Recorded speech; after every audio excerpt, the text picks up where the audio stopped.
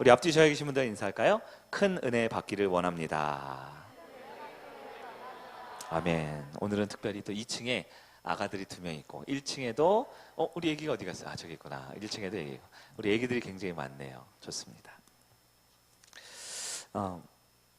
그래서 우리 주일 오후에 6월 한 달 동안은 주일 오후에 성일가족 큐티 학교를 하죠. 남녀노소. 제가 생각에 여기 계신 분들 다 좀 참석하셨으면 좋겠는데요. 스스로 말씀을 읽고 은혜 받는 것이 큐티라는 겁니다. 어떤 특별한 경건의 시간, 특별한 영적인 시간, 그리고 복잡한 생각 말고요. 우리가 주일날 말씀을 듣고 찬양을 함께 부르고 기도하면서 은혜를 받는 것처럼 주중에 나의 매일의 삶에도 하나님 말씀으로 살기 위해서 스스로 말씀을 읽고 그 말씀 가운데 작은 은혜를 잘 정리해내서 내 삶에 적용하기 위한 성장하는 성도들, 은혜 받는 성도들의 필수 과정이 바로 개인 경건의 시간 큐티입니다. 오늘도 떠먹여주는 말씀, 이 특별, 이 외식 같은 이 특별 말씀도 우리에게 힘이 되고 살이 되고 피가 되지만 매일매일 내가 하나님의 말씀을 누릴 수 있는 우리 큐티하는 성도님들 되시길 바랍니다. 그래서 우리가 지난주에 이번 주도 여러분 원래 우리가 보던 창세기 말씀을 조금 바꾸어서 로마서, 오늘 매일 성경 오늘 본문의 말씀입니다. 이 말씀 조금은 어려운 로마서 말씀이지만 우리가 함께 깊이 보고 또 오후 시간에 또 적용으로 이어가는 여러분 되길 바랍니다. 오늘은 로마서 2번째, 그리스도인의 고난과 영광, 그리스도인의 고난과 영광이라는 제목으로 하나님 말씀을 살펴보기를 원합니다. 우리 지난주 로마서 5장 1절에서 11절 하고요. 이번 주 로마서 8장 18절에서 30절은요. 사실 신학자들이 말하는 성경에서 가장 어려운 두 구절입니다. 그리고 아주 묘하게도 로마서 5장 1절에 11절과 로마서 8장 18절에 30절은 많은 학자들이 이 두 개의 본문이 연결되어 있다라고 평가하고 있어요. 그 기준이 뭐냐면 지난주에 했던 로마서 5장 말씀의 핵심은 성도는 믿음으로 의롭게 된다. 우리의 행위나 행실이 아니라 하나님이 주신 은혜에 대한 인격적 반응이 믿음이죠. 그 믿음으로 의롭게 된다라는 것이 로마서 5장의 주제였어요. 그럼 믿음으로 의롭게 되어서 뭘 얻느냐, 무엇을 얻느냐 했을 때 하나님의 진노에서 구원받게 된다. 하나님의 형벌로부터 건져냄을 당하게 된다가 로마서 5장의 주제였습니다. 그럼 오늘 로마서 8장의 주제는 무엇이냐? 8장 18절에 30절의 주제는 마찬가지로 이신칭의입니다. 이신칭의. 성도는 믿음으로 의롭게 된다라는 것이죠. 우리의 행동이나 행실, 내 마음가짐, 나의 태도가 아니라 하나님의 주권적인 은혜가 내게 임할 때 그것을 믿음으로 받아들이는 과정, 믿음으로 받아들일 때 우리는 의롭게 된다라는 거예요. 5장하고 8장하고 같은 얘기죠. 믿음으로 의롭게 된다, 믿음으로 의롭게 된다. 그런데 5장에서는 그 결과가 하나님의 진노의 형벌에서 건짐을 받는다라는 얘기였다면 8장은 조금 더 이 세계관이 확장이 됩니다. 8장의 결론은 뭐냐면 단지 고난과 형벌에서 구원받는 정도가 아니라 우리는 하나님을 닮아 예수님처럼 영광스러운 존재까지 될 수 있다라는 것이 8장의 주제입니다. 우리가 5장과 8장을 이렇게 두 개 이렇게 번갈아 보면서 알 수 있는 아주 중요한 구원의 원리는요. 구원은 첫 번째로는 하나님의 진노, 즉 형벌, 다시 말해 지옥까지 않고 건짐받는 것뿐만 아니라 더 나아가 예수님을 닮아 천국에서 영화롭게 영광스러운 상태까지 우리가 변화하게 되는 것이 바로 구원의 과정이다라는 거예요. 그래서 구원에 우리 하나님 나라 배울 때 배웠죠. 구원의 과거, 현재, 미래의 시제가 있다 그랬어요. 구원의 과거 시제는 뭡니까? 예수 십자가의 보혈의 은혜로 우리가 지옥에 가지 않고 구원 건짐받는 것. 구원의 미래 시제는 뭡니까? 영원한 하나님 나라 천국에 하나님과 함께 영광스러운 영화롭게 된다라는 거죠. 구원의 현재 시제가 무엇입니까? 바로 지금 이 자리에 내 구원을 확신하고 내 구원을 점검하고 내 거듭남에 대해서 다시 한번 깊게 묵상하고 그렇게 살아가는 것, 그것이 구원의 현재성이다라는 거예요. 여러분 D-Day라는 표현 아세요? D-Day. 무슨 아주 중요한 날 할 때 여러분 영어로 D-Day라고 그러죠. 근데 D-Day가 있고요. 여러분 V-Day가 있어요. D-Day, V-Day. 이 두 가지 용어를 여러분 언제 썼냐 보니까요. 제가 이 기록을 보니까 2차 세계대전 때 이 독일을 중심으로 한 이 그때는 악한 사람들, 나쁜 사람들이 이제 유럽을 막 공격하고 세계를 점령하려고 했죠. 그럴 때 이제 연합군이 이제 힘을 모아서 독일에 대항을 합니다. 그게 2차 세계대전이었죠. 거의 초반 중반까지도 이 독일의 이 전차 부대와 독일의 이 여러 강력한 무기를 동원해서 유럽이 독일에게 넘어갈 뻔했어요. 근데 결정적인 사건이 있죠. 바로 노르망디 상륙 작전이라는 아주 멋진 역사에 남을 이 역전하게 되는 이 전투 한 번을 통해서 연합군이 결정적인 승기를 잡게 됩니다. 그래서 노르망디 상륙 작전을 할 때 D-Day라는 개념을 썼대요. D라는 건 디시전이죠. 결정적인 날, 아주 중요한 결정과 그것을 통해서 승리를 결정하게 되는 날이 바로 D-Day라는 겁니다. 그러나 노르망디 상륙 작전을 통해서 결정적인 승리를 거두었지만 전쟁은 끝난 것이 아니죠. 마지막에 V-Day, Victory Day, 즉 최종 승리의 날은 이제 적국의 수도 독일의 수도 베를린의 그 시청일까요? 왕궁 앞에 연합군의 깃발을 딱 꽂는 순간 전쟁은 끝나게 되는 거죠. 그래서 우리 전쟁학자들은 D-Day가 있지만 이건 결정적인 승리의 날이지만 실제로 종전되고 완전 최후 승리를 얻는 날을 V-Day라고 표현합니다. 이 D-Day와 V-Day를 우리 신학적으로 우리 기독교적으로 가져오면요, D-Day가 언제일까요?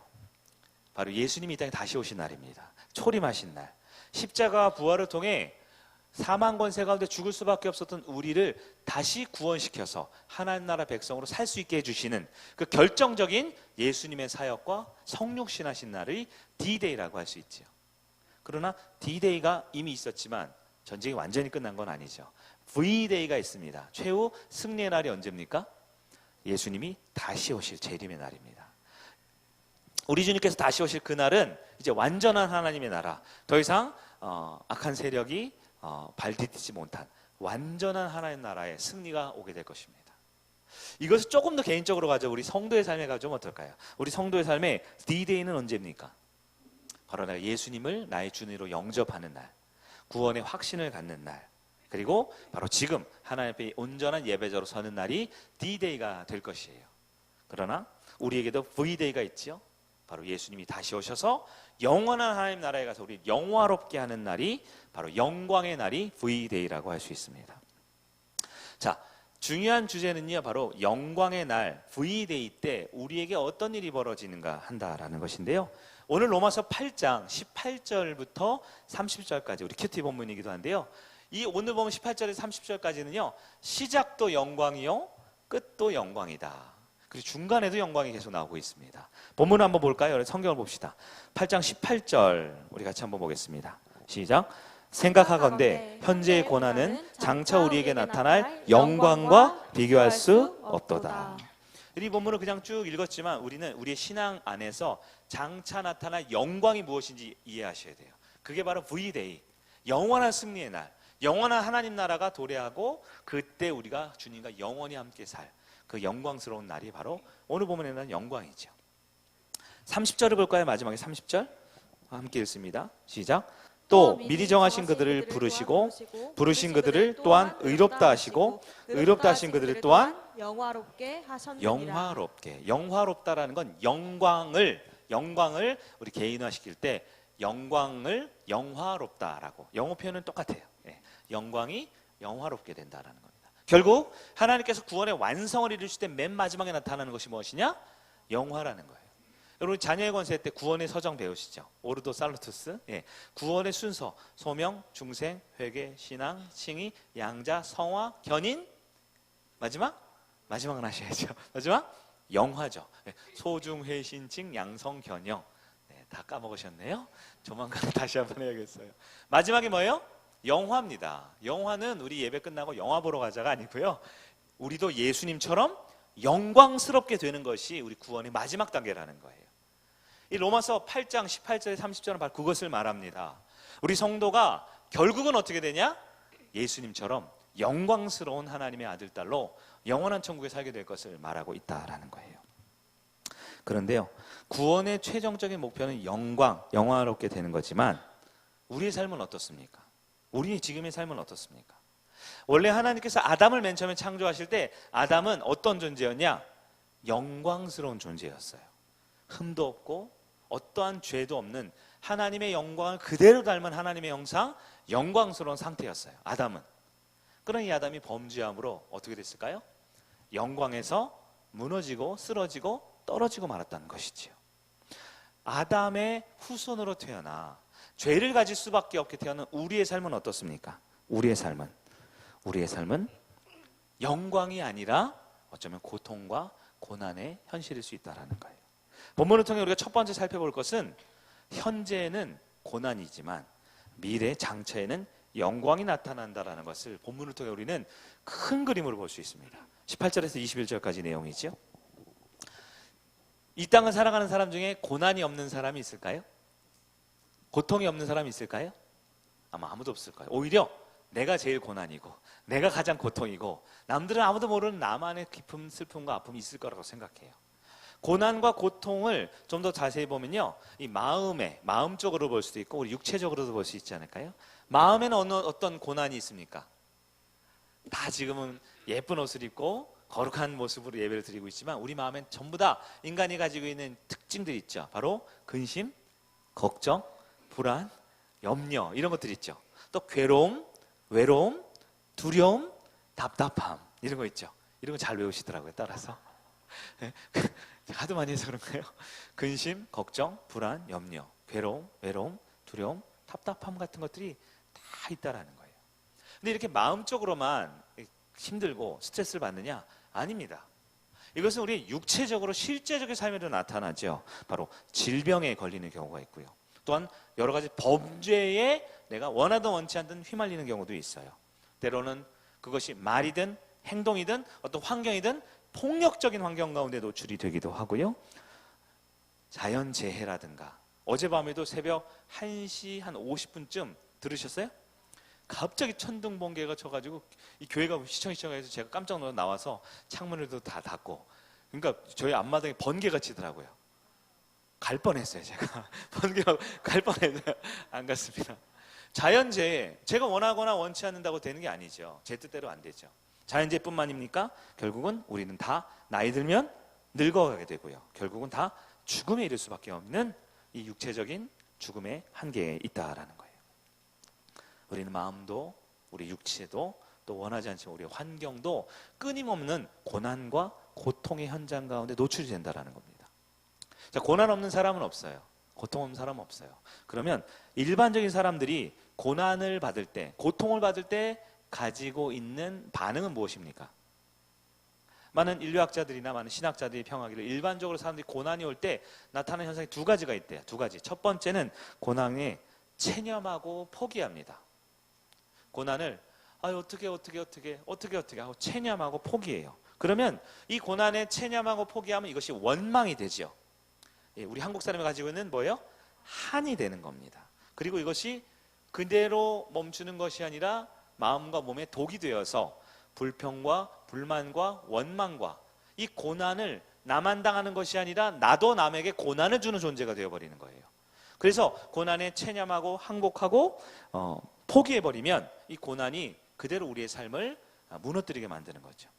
두 번째 반응은요, 고난을 회피하거나 도피하는 겁니다. 비슷한 건데요, 회피한다 도피한다, 이건 뭐냐면요, 고난이 올 때 각자 나름의 방법으로 이겨낼 수 있는 방법을 찾아간다는 거예요. 그래서 우리 풍삼초 때 우리 인간이 행복하기 위해서 4가지 P가 있다는 거 들어보셨죠? P, 첫 번째 pleasure, 뭐예요? 기쁨과 쾌락을 향해 쫓아갑니다. 두 번째 power, 뭡니까? 어떤 권력과 힘과 통제받지 않고 지배받지 않기 위해서 남에게 더 큰 힘을 갖기를 원해요. 세 번째 뭡니까? prestige, 명예롭고 더 남들보다 훌륭한 사람이 되고 나은 사람이 됨으로써 고난과 고통을 이겨내려고 합니다. 네 번째 뭐예요? property, 뭐예요? 재물과 재산을 늘리면, 쉽게 말해서 돈이 많으면 좀 나아지겠지라고 생각하는 거예요. 쾌락을 쫓아가고요, 명예를 쫓아가고요, 권력을 쫓아가고요, 재물을 쫓아가는 거예요. 모든 사람들이 나름의 행복, 나름의 성공, 나름의 의미 있는 삶을 찾으려고 하지만, 제가 아까 고난에 대한 두 번째 반응 이름이 뭐라 그랬죠?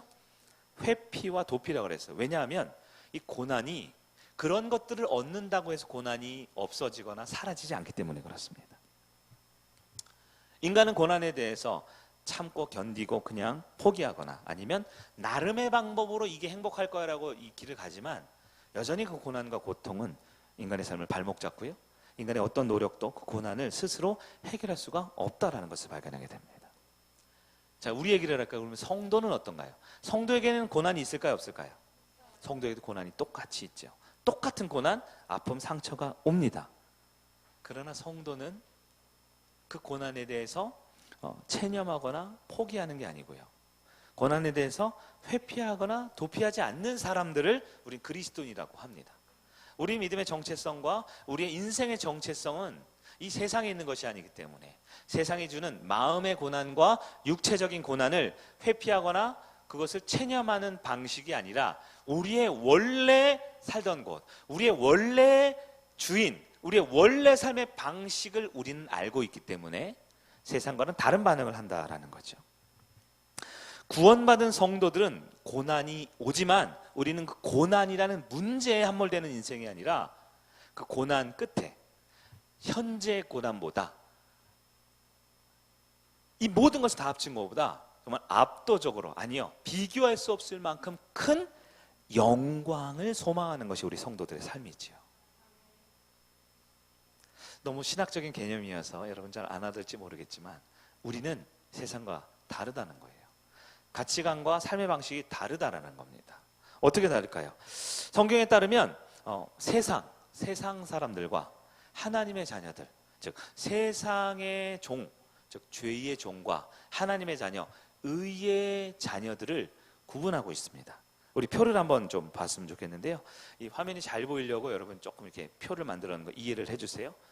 이 세상의 자녀, 즉 죄의 종의 삶의 방식과 하나님의 자녀, 의의 자녀의 삶의 방식이 너무너무 다릅니다. 얼핏 보면 똑같이 사는 것 같지만 그 본질적인 의미가 달라요. 첫 번째로 세상의 자녀는 정해진 법과 규칙에 어쩔 수 없이 무엇 한다고요? 복종입니다. 키워드는 복종이에요. 해야만 하는 거예요. 이렇게 해야 하는 거죠. 어쩔 수 없어요. 하지만 하나님의 자녀는요, 아빠 누굽니까? 우리를 사랑하는 하나님 아빠에 대한 사랑과 기쁨으로 그것을 순종하게 되는 거예요. 여러분, 복종과 순종 똑같이 따르는 겁니다. 원하지 않아도 그걸 하는 거예요. 그러나 어마어마한 차이가 있는데요, 그 신분의 차이가 있지요. 복종하는 사람들은 왜 합니까? 네, 신분이 없기 때문에 그 자격을 얻기 위해서 끊임없이 어쩔 수 없이 복종합니다. 그러나 자녀들은요, 신분이 아들, 딸이기 때문에 기쁨으로 그 일을 해내는 것이죠. 두 번째요, 세상의 자녀, 죄의 종은 처벌받고 고통받을까 늘 두려워하여 일을 합니다. 일을 하나요? 일을 하는데 왜 일을 합니까? 처벌받지 않기 위해, 고통당하지 않기 위해, 뭔가 빼앗기지 않기 위해 두려움으로 일을 합니다. 그러나 하나님의 자녀는요, 단련받게 되죠. 일을 시키게 되고 그것을 반복적으로 하게 되고, 이렇게 하는 것은 내가 벌 받는 게 아니라 하나님의 사랑의 훈육임을 알게 되는 거예요. 그래서 일을 닦으라 그래요. 부모가 아이들한테. 왜 일을 닦으라 그래요? 네, 이 안 닦으면 엉덩이를 맞을까봐, 일을 안 닦으면 엄마한테 혼날까봐가 아니라, 즉 두려워서 일을 닦는 게 아니라 이것이 내 치아 건강과 나를 80세까지 아니 100세까지 건강하게 임플란트 안 하고 살게 해주시는 부모님의 사랑이구나 라는 것을 알면 똑같은 일을 하고 똑같은 훈련을 하더라도 마음이 다른 것이죠. 세 번째는요, 세상의 자녀들은요, 실수하면 누구에게?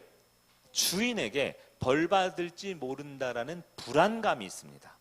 내가 이거 잘 못하면, 우리 신앙적으로 내가 예배 안 드리면, 내가 헌금을 조금 하면, 내가 봉사의 자리 좀 불성실하면 하나님께 벌 받지 않을까라는 불안감에 살아가요. 하지만 하나님의 자녀 어떻습니까? 실수해도 아버지께 용서받고 용납받을 것을 알아요, 몰라요? 결국은 아빠가 용서해주고, 지금 혼내고 화내고 짜증내고 이렇게 무섭게 하지만 결국은 안아줄 것을 알기 때문에 혼이 나도 두려워도 결국은 안정감으로 살아갑니다. 큰 차이가 뭐예요? 불안감이냐 안정감이냐 하는 것이죠. 네 번째는요, 세상의 자녀는 눈에 보이는 행위에 집중하고 규정들을 따릅니다. 눈에 보이는 어떤 현실과 현상들에. 하나님의 자녀는요, 하나님 아버지 관계와 태도에 집중합니다. 그래서 우리 오늘 예배 전에 찬양팀도 저랑 잠깐 나눴지만 우리가 찬양을 한번 할 때도 내가 어떤 모습으로 서 있고 어떻게 노래를 잘하느냐도 중요하지만 더 중요한 것은 내가 지금 하나님 앞에 어떠한 태도, 어떠한 관계성으로 예배 인도를 하느냐가 압도적으로 훨씬 더 중요하다. 이런 얘기를 제가 오전에 잔소리를 좀 해서 지금 분위기가 좀 안 좋은데 하여튼 나의 행동에 집중하는 게 아니라 나의 관계와 태도가 훨씬 더 중요하다라는 것이죠. 다음이요. 세상의 자녀는 어떻게 합니까? 힘들게 일하죠. 그러나 기쁨이 없습니다. 늘 쫓기며 사는 거죠. 하나님의 자녀는요, 여전히 일을 합니다. 때론 땀 흘리고 눈물도 흘려요. 하지만 그 일이 나에게 의미가 있고 만족이 있는 일을 하기 때문에 기쁨으로 무엇을 누려요? 자유함을 누리는 거예요. 똑같은 예배, 똑같은 봉사도 쫓기며 하는 게 아니라 자유함을 누립니다. 마지막이요. 세상의 자녀는 내가 조금만 잘하면 어떻게 해요? 남들보다 잘하기 때문에 교만해지죠. 조금만 못하면 어떻게 해요? 비교하기 때문에 두려워하죠. 잘하면 교만하고 못하면 두려워합니다. 주어가 누구예요? 나죠. 내가 하기 때문에 그래요. 하지만 하나님의 자녀는요, 하나님 때문에 하나님이 하게 해주셨고 하나님의 자녀이기 때문에 내가 잘하면 하나님 덕분에 겸손하게 되죠. 내가 잘 못해도 하나님이 책임지시니까 담대하게 되는 거죠. 똑같은 모습에 잘할 때 못할 때 교만하고 두려워하느냐 아니면 겸손하고 담대하느냐. 6가지를 봤어요. 원래 한 페이지에 보여주면 좋을 텐데 여러분 적으신 분도 있고 안 적으신 분도 있는데요. 여러분 어때요? 여러분은 복종하고 두려워하고 불안감과 행위 때문에 쫓기며 내 자아가 주어가 되며 살고 있습니까? 아니면 아빠를 향한 순종과 사랑의 연단과 또 안정감, 또 하나님과의 관계와 태도, 무엇보다 자유로운 삶, 그리고 겸손하고 담대하게 사는가? 여러분 과연 어느 방향으로 내 인생이 더 치우쳐져 있어요? 아마 저를 비롯한 우리 모두는 완전히 이쪽도 아니고 또 완전히 이쪽도 아니고 중간 그 어디쯤에 있을 것 같아요. 때로는 두려워하기도 하고 때로는 담대하기도 하고요. 때로는 안정감을 느끼기도 하지만 때로는 그걸로 인해서 굉장히 비교와 열등의식에 빠질 수도 있겠죠. 그러나 중요한 것은 우리에게 똑같이 찾아오는 고난에 대해서 우리는 세상과 달라야 한다는 거예요. 우리는 그 고난이 단순한 고난, 즉 고난에 대해 어쩔 수 없어, 인생 망했어, 혹은 고난 이기기 위해서 내 힘으로 어떻게 해볼 거야 라는 세상의 관점으로 살 수 없어요. 우리에게 하나님이 있다는 거죠. 그럼 고난이 찾아올 때 성도들이 갖는 건강한 반응은 무엇일까요? 성도의 건강한 마음은 무엇일까요? 제가 생각하기에 여러 가지 성경적 원리가 있지만 첫째로 내면적으로 내 마음에 이런 마음을 꼭 가지면 좋겠어요. 고난이 찾아온다. 첫째는 놀라지 않아야 합니다. 누구에게나 고난이 찾아올 수 있으니까요. 왜 나에게만 이런 일이 있어? 난 교회만 가려고 하는 왜 이렇게 기분 나쁜 일이 있는 거야? 저한테도 있습니다. 다 있어요. 우리 모두에게는 고난이 있어요. 그럴 때 놀라지 않아야 합니다. 두 번째로 흔들리지 말아야 합니다. 이걸로 인해서 오늘 왜 이렇게 교회 가는데 이렇게 목장 모임 하는데 신앙생활이 이렇게 어려워? 그러면서 우린 주저앉지요. 하나님을 멀리하고 신앙을 멀리하고 예배를 멀리하고 공동체를 피하게 되는, 즉 흔들림의 모습이 있어요. 세 번째 뭘까요? 중요합니다. 원망이나 불평을 하지 말아야 합니다. 고난이 찾아올 때 건강한 성도들은요, 첫째 놀라지 말고, 둘째 흔들리지 말고, 세 번째 원망 불평을 입으로 내지 말아야 하는 거예요. 왜냐하면 우리 모두에게는 현재의 고난보다 장차 영광이 너무나 크기 때문입니다.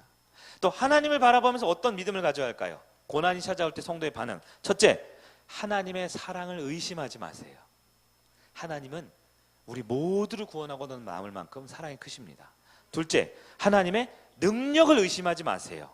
하나님이 손이 짧거나 마음이 없어서 너무 바빠서 우리를 사랑하지 않는 게 아닙니다. 구원하지 않는 게 아닙니다. 고난에 놔두는 게 아닙니다. 더 큰 고난의 의미가 분명히 있음, 즉 하나님의 능력을 의심하지 마세요. 세 번째로는 하나님의 구원하심을 의심하지 마세요. 우리가 풍삼초 때 거듭남에 대해서 보고 있지만 여전히 많은 사람들이 구원과 거듭남과 회심과 또 복음에 대해서 주저하고 두려운 이유가 뭡니까? 하나님의 사랑을 의심하고 하나님의 능력을 의심하고 하나님의 구원하심을 자꾸 의심하는 거예요. 여러분, 성도는 미래의 영광을 보장받았습니다. 그렇기 때문에 현재의 고난을 이겨야 되는 거예요. 지난 시간에 봤던 로마서 5장에도 이런 말씀이 있죠. 우리 5장 3절 4절을 우리 한번 볼까요? 우리 화면을 보면서 봅니다. 시작.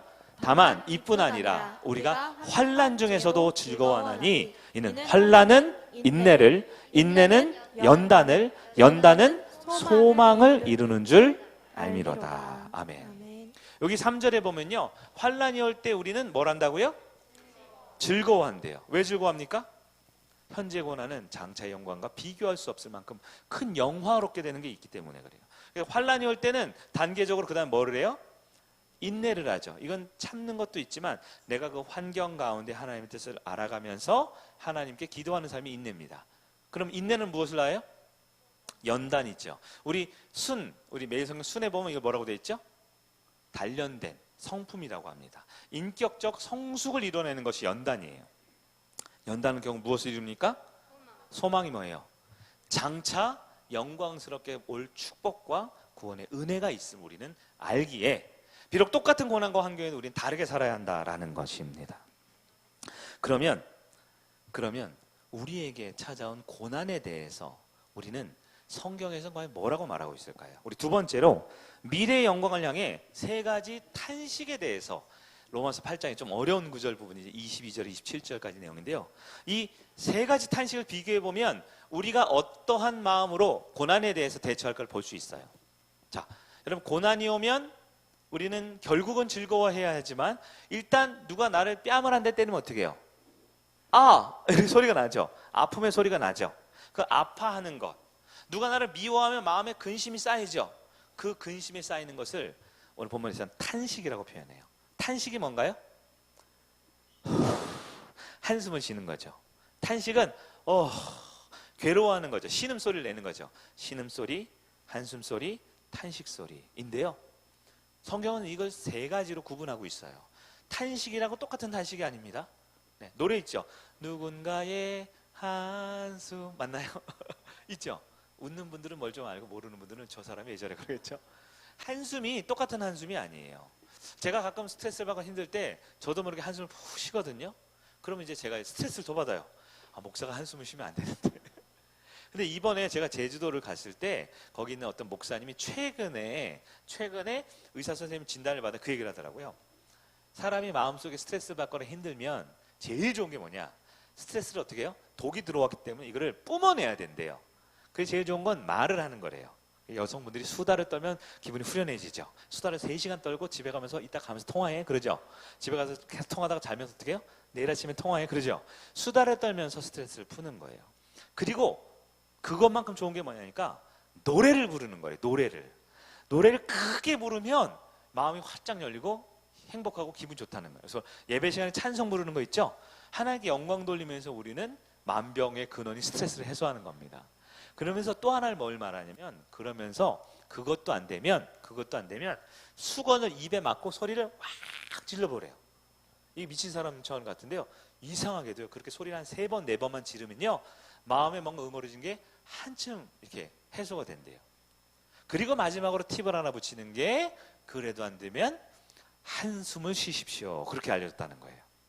한숨이 저는 이 힘들고 어려워서 이렇게 답답하면 한숨인 줄 알았더니 그게 아니라 살려고 내쉬는 숨이래요. 그게 사람이 더 이상 스트레스에 죽지 않고 살려고 내는 숨이 한숨이래. 지금 제가 설교 내용과 전혀 관계없는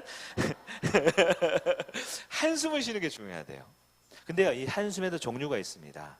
본문을 보니까요, 첫 번째는 피조물의 탄식이라는 게 있어요. 피조물의 탄식. 이게 22절에 나타나는데요. 이걸 어떻게 표현하냐면 바로 고통의 신음소리라는 거예요.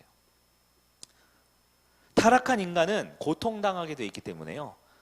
이것에 대해서 절망의 한숨, 낙심의 한숨, 어쩔 줄 몰라서 이 절규의 한숨을 쉬게 돼 있다는 거예요. 세상 사람들이 그렇다는 겁니다. 혹시 사랑하는 성도 여러분, 우리도 그런가요?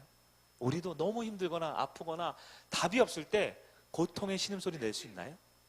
물론 우리도 그럴 수 있죠. 그러나 두 번째, 성도의 탄식이 있습니다.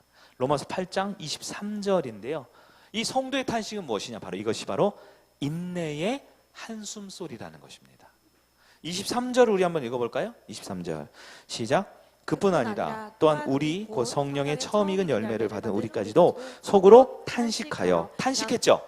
탄식인데요. 그 내용이 뭐예요? 양자될 것 곧 우리의 몸의 속량을 기다리느니라. 양자가 뭐예요? 하나님의 아들 됐다라는, 구원받아 다시 하나님의 양아들이 되고요. 우리의 몸이 구원받을 것을 어떻게 한다고요? 기다린대요. 이 성도의 탄식은요, 피조물, 즉 세상 사람들 탄식과 다릅니다. 세상 사람은 절망하고 낙심하고 이제 끝이야 하는 절규와 절망의 탄식이지만 우리 성도는요, 일종의 뭐랄까요, 다시 한번 해보자, 우리 힘들지만 그래 한번 도전하는 그런 인내와 새 출발, 그런 하나님을 향한 믿음의 한숨, 믿음의 심호흡이라고 볼 수 있는 거예요. 그러나 이것이 될 수 있는 가장 중요한 이유는 바로 세 번째, 성령의 탄식입니다. 로마서 8장 26절을 한번 볼까요? 시작. 이와 같이 성령도 우리의 연약함을 도우시나니 우리는 마땅히 기도할 바를 알지 못하나 오직 성령이 말할 수 없는 탄식으로 우리를 위하여 친히 간구하십니다. 성령님도 탄식하시네요. 성령님도 절망, 성령님도 낙심? 아니죠. 피조물은 우리의 죄로 인해서 절망의 탄식이지만 성령님은요, 탄식하신다고 하면서 우리가 기도할 바를 알지 못한 우리를 위해서 어떻게 한다고요? 우리를 간구, 즉 기도하는 겁니다. 성령님은 탄식하세요. 왜요? 너무 안타깝고 너무 극률한 마음으로 격려하면서 힘을 내라고 우리 성령께서는 성령의 기도의 격려의 기도 소리가 바로 탄식으로 표현되어 있는 겁니다. 여러분, 타락한 인간은 고난받으면 절망과 고통에 탄식을 할 수밖에 없어요. 그러나 성령님의 격려와 기도를 받은 우리 성도들은 어떻게 합니까? 인내와 새 출발에 심호흡을 할 수 있는 거예요. 똑같은 고난이 와도 하나님을 인격적으로 만나지 못한 사람들의 한숨소리와 똑같은 고난이 와도 우리 성도의 한숨소리는 그 의미와 질이 다르다라는 거예요. 끝없이 추락하는 절규의 한숨이 아니라 비록 지금은 고난과 고통이지만 성령께서 우리를 기도하고 계심으로 우리는 그 기도의 힘과 능력을 힘입어 하나님 향해 다시 힘을 내면 다시 도전하는 그런 탄식이요 한숨이다라는 거예요. 그래서 우리가 기도할 때 보면 믿지 않는 분들이 보면 저 사람들 왜 이렇게 교회 와서 울어? 그럴 수 있죠. 저 사람들 왜 이렇게 와서 주야 하면서 이렇게 비명을 질러? 그럴 수 있죠. 그럼 우리는 알죠. 그것은 비명이 아니고 그건 절망이 아니고 하나님을 향한 다시 일어나고자 하는 우리의 기도의 소리요, 우리의 새 출발의 간절한 기도다라는 것입니다. 그러면 우리가 성도들이 고난 중에 절망의 탄식이 아니라 기도와 새 출발의 인내와 격려의 한숨을 지을 수 있는 이유가 있을까요? 그 이유가 오늘 본문 마지막 세 번째, 바로 하나님의 구원의 마스터 플랜이 있기 때문이다라는 겁니다. 마지막 28절 30절인데요. 신학자들은 이 구절만 따로 떼서 구원의 황금 사슬이라고 표현하기도 합니다. 구원의 황금 사슬. 여러분, 사슬이라는 거 보면 어떤 느낌이 드세요? 사슬. 좀 긍정적이세요? 부정적이세요? 부정적이죠. 왜냐하면 죄인들이 잘못하면 손에 뭘 차요? 쇠고랑, 쇠 사슬을 차지요. 어떤 집에 큰 집인데 못 들어오게 하려면 큰 대문 철문을 만들어 놓고 가운데 뭘 묶어놔요? 쇠 사슬을 묶어 놓죠. 그래서 이 사슬하면 뭔가 좀 부정적이고 폐쇄적이고 답답한 느낌이 있는데요. 그럼 여러분, 그렇지만은 않아요. 긍정적인 의미도 있어요. 지금 많은 분들이 지금 이렇게 교회 올 때 예쁘게 목에 뭘 메고 계세요? 목걸이 하신 분들 있죠. 목걸이를 자세히 보십시오. 목걸이가 어떤 형태예요? 뭔가 이렇게 연결 사슬이 돼 있죠. 아주 귀중하고 아주 좋은 것 또한 잘 결속시켜서 연결을 해놓습니다. 자, 사슬의 의미는요, 사실 부정적이거나 긍정적이라기보다는 아주 견고하게 매여 있는 것을 뜻합니다. 그래서 우리가 나쁜 사람들이 처벌받을 때도 사슬이 묶여야 하지만 하나님께 구원받은 사람들도 강력한 사슬로 연결되어 있음을 여러분 아셔야 돼요. 왜냐하면 하나님께서는 고난과 고통 중에 있는 성도들을 낙심하지 않도록 성령을 통해 기도의 탄식, 기도의 중보를 하시면서 성도를 완전히 구원해 내실 때 그 구원이 흔들리거나 끊어지거나 연약해지지 않도록 아주 강력한 구원의 황금 사슬로 우리를 견인해 가고 계시기 때문이다라는 겁니다. 여러분, 계획이 있으시죠? 계획이 있으시죠? 그 송광호 씨 아들도 다 계획이 있는 것 같은데 여러분 다 계획이 있으시죠? 그래서 MBTI 보면 맨 끝에 이 P인 분들이 있어요. P인 분들도 나름의 계획이 있어요. 다 있더라고요. 그리고 J인 분들 있죠. 아주 훌륭한 분들. J인 분들, 저 같은 사람도 다 계획이 있습니다. 그래서 중요한 건요, 제가 살아보니까요, P인분들 있죠. P인분들은 그것도 계획이냐 이렇게 생각이 들어요. J인분들은 훌륭하다. 그런데 살아보니까요, P든 J든 이게 뭔 말인지 모르면 넘어가면 됩니다. 얼마나 계획을 잘 세우던, 대충 계획을 세우던, 계획 같지 않은 계획도 계획이라고 말하던, 아니면 2박 3일 3박 4일 계획을 세우던, 우리는 계획대로 안 된다라는 거예요. 모든 사람의 계획은 실패하고, 모든 사람의 계획엔 오류가 있고, 모든 사람의 계획은 아무리 잘 세워도 외부 환경의 요인으로 인해서 무너지기 십상이다라는 것이죠. 이 얘기를 왜 했을까요? 그러나 하나님의 계획은 실수하지 않습니다. 하나님의 계획은 완전합니다. 하나님의 계획은 외부 환경에 어떠한 영향도 받지 않아요. 그래서 거듭남의 주체가 누구라고요? 우리 18분? 거듭남의 주체가 하나님이죠. 근데 자꾸 그 황금 사슬로 연결되어 있는 하나님 계획에 자꾸 내가 쇠톱으로 자르려고 그래요. 막 내가 이렇게 잘못했고 이렇게 연약하고. 그러나 하나님의 구원 계획은 결코 실패하거나 결코 오류가 있거나 결코 흔들리지 않습니다. 그래서 완전한 계획을 황금 사슬이라고 부르는데, 우리 29절 30절 볼까요? 본문 29절 30절입니다. 29절 시작. 하나님이 미리 아신 자들을 또한 그 아들의 형상으로 본받기 위하여 미리 정하셨으니 이는 그로 많은 형제 중에 맏아들이 되게 하려 하심이라. 또 미리 정하신 그들을 또한 부르시고 부르신 그들을 또한 의롭다 하시고 의롭다 하신 그들을 또한 영화롭게 하셨느니라. 아멘. 이것이 바로 구원의 5단계라고 표현합니다. 구원의 5단계. 신학자들은 이걸 구원의 황금사슬, 좀 황금색으로 해줬으면 좋았을 뻔했어요. 구원의 황금사슬입니다. 성경에 보니까 첫 번째 단계 뭐예요? 미리 아시는 거예요. 여러분, 안다라는 게 뭡니까? 성경적인 안다라는 건 깊이 사랑한다라는 겁니다.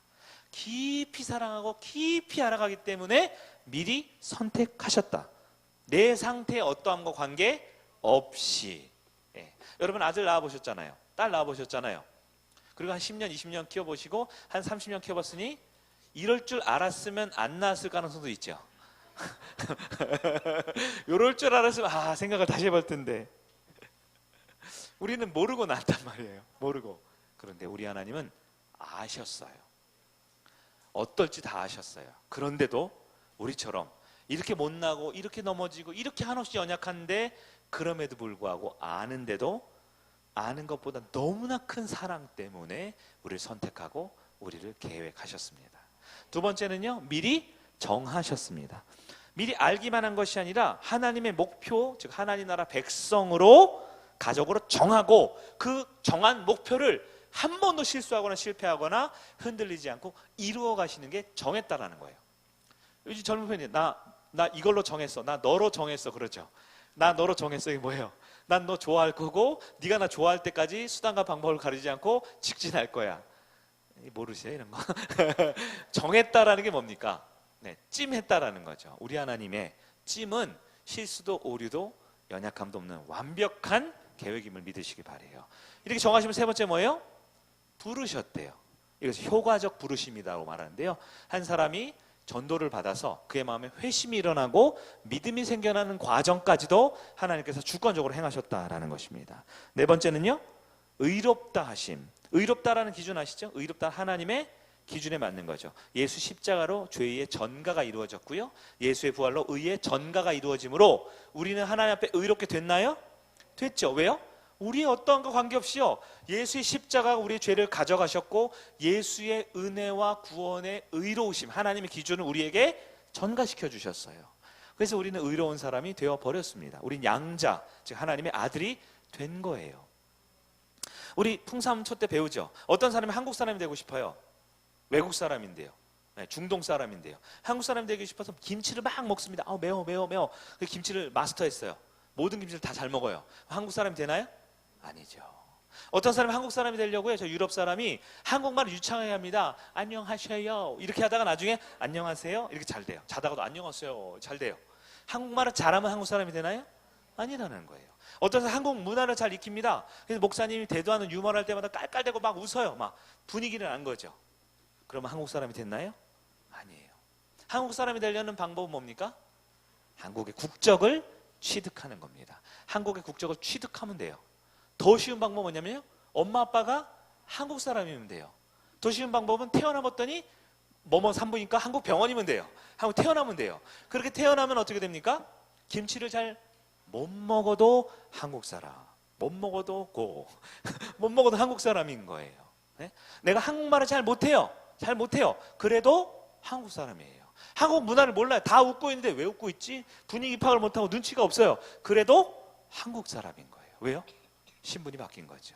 하나님께서 의롭다 하신 것이 바로 그것입니다. 우리가 무엇을 해서 우리가 자격을 얻고 행동을 해서가 아니라 하나님께서 우리를 양자로 너 내 아들 내 딸로 정해놓으신 거예요. 우리의 신분이 바뀌었다라는 거죠.